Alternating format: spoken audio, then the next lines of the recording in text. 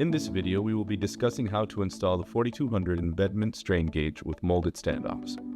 The required gauge hardware for the 4200 includes the gauge body, a cable, coil, and thermistor assembly, and a hose clamp to secure the coil assembly to the gauge body.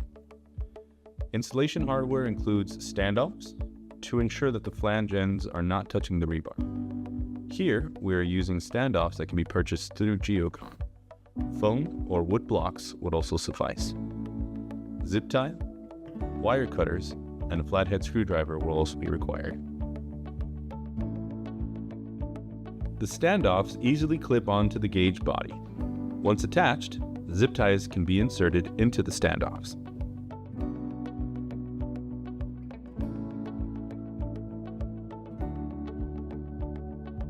Position the gauge on the rebar cage and fasten into place with the zip ties.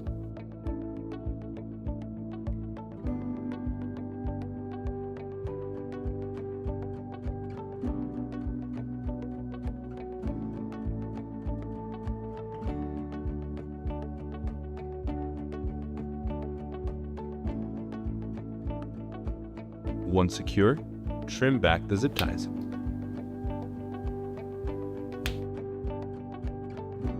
Next, slide the coil assembly onto the center of the gauge with the cable facing up.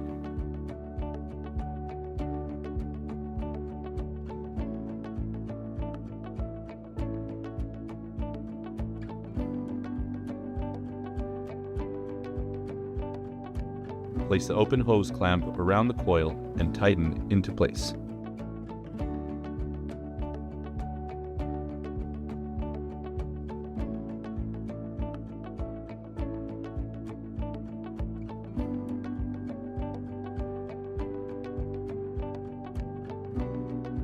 Now that the gauge and coil assembly are installed, the cable should be secured along the length of the rebar using nylon zip ties.